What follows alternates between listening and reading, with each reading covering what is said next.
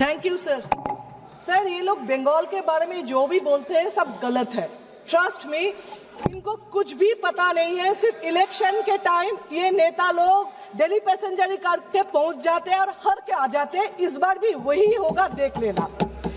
ये sir SIR जो है, ये जो सर वर्ड है ये रेस्पेक्टेड है, लेकिन ये इन लोगों ने एसआईआर सर को डराने वाला गब्बर सिंह बना दिया।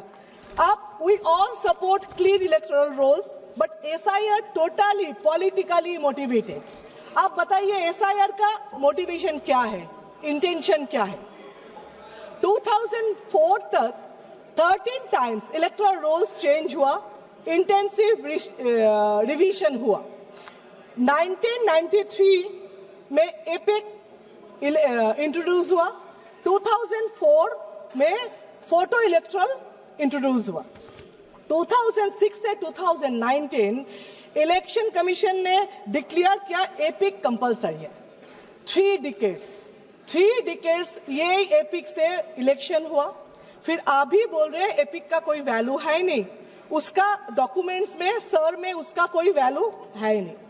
सुप्रीम कोर्ट में इलेक्शन कमीशन एफिडेविट देके आर्टिकल 3 to 6 में बोला एसआईआर में अगर नाम नहीं भी होगा, वोट नहीं दे पाएंगे, लेकिन उसका सिटीजनशिप रहेगा।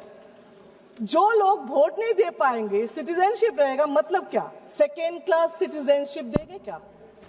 आप 2020 में ये एसआईआर होना था, क्यों नहीं किया? चलो कोविड के लिए 21, 22, 23 आप लोग को इलेक्शन लोकसभा से पहले एसआईआर करना ही नहीं था। ये सब में अपना फायदा के लिए कर रहे हो। एसआईआर में आप लोग बोल रहे हो डुप्लीकेट वोटर को निकालना है। हाँ, हम लोग भी बोल रहे हैं, यही तो अपोजिशन बार बार बोल रहे थे। स्टेट इलेक्शन अरविंद केजरीवाल भी प्रूफ दे रहे थे, एक घर में 100 वोटर का नाम। बिहार में भी सब बोल रहे एक घर में ये इतना रशियन, सब अपोजिशन प्रूफ दे के बोल रहे। तब इलेक्शन कमीशन डुप्लीकेट वोटर को क्या कर रहे थे? अभी उनका याद है डुप्लीकेट वोटर के बाद। अच्छा, 65 लाख वोटर डिलीटेड इन बिहार, सब घुसपैठिया थे। बिहार में आप लोग पा रहे हो जीते हैं। एक्चुअली बिहार में ना कोई पार्टी हारे हैं ना कोई जीते तो इलेक्शन कमीशन जीते हैं। अभी आपका उसमें सबसे फेवरेट नारा क्या बिहार का पता है? इलेक्शन से पहले 10,000, इलेक्शन से पहले 10,000, इलेक्शन के बाद बुलडोजर, ये सबसे ज्यादा नारा है। आप नागरिक का बात करते हो, सिटीजनशिप, इलेक्शन कमीशन घुमा फिरा के आप सिटीजन हो कि नहीं ये बता रहे। आप कौन होते हो? संविधान में कौन सा धारा में आप बता रहे हो?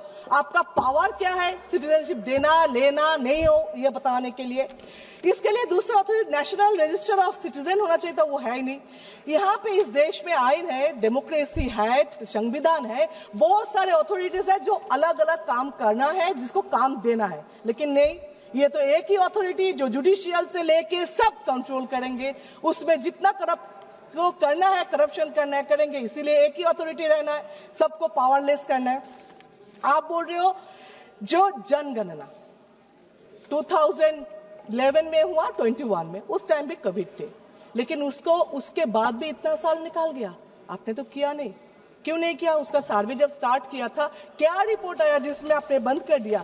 अगर बोले टाइम नहीं है, इलेक्शन आ गया, तो एसआईआर 3 महीने में आप कर रहे हो, प्रेशर दे के लोग को मार रहे हो। 50 आदमी वहां पे बीएलओ मर गए जो खुद बोल के सुसाइड नोट पे लिख कर गया इलेक्शन कमीशन के नाम पे। फिर भी आपका रिस्पॉन्सिबिलिटी है नहीं, आप नहीं ले रहे हो। फिर 3 महीने में आपको करना है, लेकिन उस टाइम नहीं करना। आइडेंटिटी कार्ड, परिचय पत्र, वो तो एक ही होना चाहिए।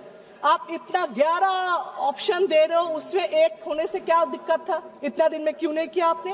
रोहिंग्या बांग्लादेशी, आप क्या बोल रहे हो? पश्चिम बंगाल बॉर्डर एरिया है, उसमें घुस रहे, ठीक है।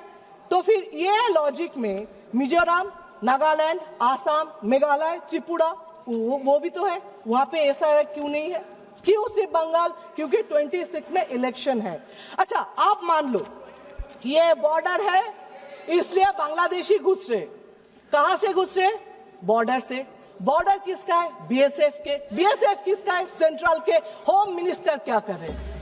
वो लोग तो एटम बम नहीं है ऊपर से गिर रहे ना, वो इनविजिबल मैन है, वो तो बॉर्डर से ही घुस रहे ना। तो ये मानो जे सेंट्रल फेलियर है।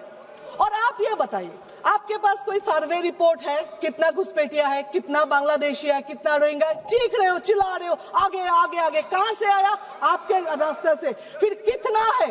फिर क्या? चुप चुप चुप चुप। कितना कितना आपके पास कोई सर्वे है ही नहीं। अभी मैं बता रही हूँ, बीएसएफ के लगा हुआ है। Shatabdi Roy madam, please address the chair only. अभी ये सरकार का कुछ काम बताती हूँ जो सिर्फ पब्लिक को हैरस और टॉर्चर करने के लिए। इसीलिए थोड़ा अतीत में जाए, जैसे आधार कार्ड। तब क्या बोला? आधार कार्ड कंपलसरी करो करो करो, सब खाना वाना घर छोड़ के, काम छोड़ के जाके आधार कार्ड किया। उसके बाद अभी उसका कुछ वैलिड नहीं रहे। तो ये आधार कार्ड को अभी शरीर का अपेंडिसाइटिस बना दिया है। तो ठीक है, नहीं है तो फेंक को बाहर करके, ऐसा हो गया। ये टॉर्चर नहीं तो क्या है? सेकेंड, बैंक में खाता खोलो, इतना पैसा देंगे। बैंक में का स्टाफ कितना है? 10 है, 12 है, और 12,000 लोगों को भेज दिया खाता खोलने के लिए, पैसा आएगा। सब जाके खाता खोलने लगे। उसका रिजल्ट क्या है? 0 है। उसका काम कितना दिया है स्टाफ का? कोई भी पूछा कैसे हो रहे? नहीं। ये भी एक टॉर्चर ही है। आप बोले लिंक करो, जहां पे जाओ आधार कार्ड के बैंक के साथ, होटल के साथ, जमीन खरीदो, सबके साथ लिंक करो। लिंक में क्या हुआ? कुछ नहीं। उसका भी, ये भी एक टॉर्चर ही है। इसके बाद मोहम्मद बिन तुगलक जैसा अचानक आ गया नोटबंदी। उसमें क्या हुआ? आपने क्या बोला? जे इसमें ब्लैक मनी खत्म होगा, टेररिस्ट खत्म होगा। क्या हुआ? हर दिन ब्लैक मनी मिल रहे। टेररिस्ट का बात तो मत ही करो। पहलगांव में क्या हुआ? अभी तक कोई पकड़ा नहीं गया, अभी तक कुछ नहीं हुआ। दिल्ली में आपके नाक के ऊपर ब्लास्टिंग हुआ, मतलब टेररिस्ट खत्म कर नहीं पाए, ब्लैक मनी खत्म कर नहीं पाए। फिर भी ये नोटबंदी और एक टॉर्चर ही है। अभी इसका नया फॉर्मेट है SIR। ये भी टॉर्चर करके लोगों को मार रहे हो, ये भी और एक फॉर्मेट से आप बता रहे हो। ये जो करते हो ना, बैंक लिंक, ये नोटबंदी, SIR, इसमें मेरा एक स्टोरी याद है। मेरे फैमिली में एक का डेथ हो गया था, जिसके हस्बैंड को डेथ हो तो वो रो रही थी, सब आके उसको संभाल रहे थे, ये करो मत करो मत करो, दुखी, अब जैसे एडवाइस करते।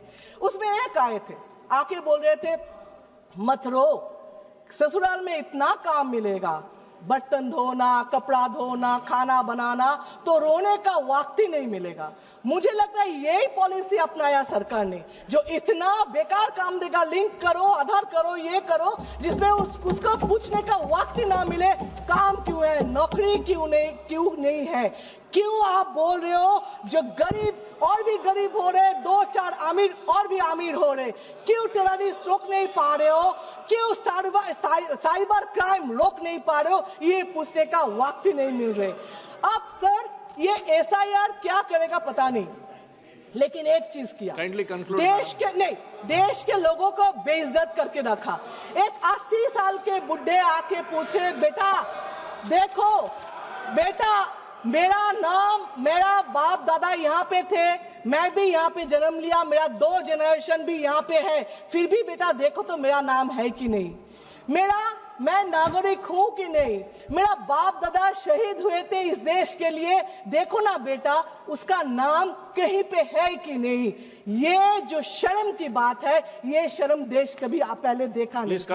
आप बताएं, इलेक्शन कमीशन ने वो जो 3 बातें थी ना, गलत बात नहीं सुनेंगे, गलत बात नहीं देखेंगे, गलत बात नहीं करेंगे, इसका नया फॉर्मेट लिया। क्या अपोजिशन जो भी करे उसको नहीं सुनेंगे, अरे वोट चोरी हो रहे नहीं देखेंगे, आप कुछ बोलो क्यों न्यूट्रल नहीं हो वो नहीं सुनेंगे। एक्चुअली ये जो बोल रहे हैं न्यूट्रल, उनका इलेक्शन कमीशन का पावर है, नहीं तो पूछ रही हूँ, वो तो कोई कोई पार्टी के लिए तो नहीं है ना। इलेक्शन कमीशन किसका बॉन्ड, इलेक्शन कमीशन किसी का बॉन्ड लेबर तो नहीं है।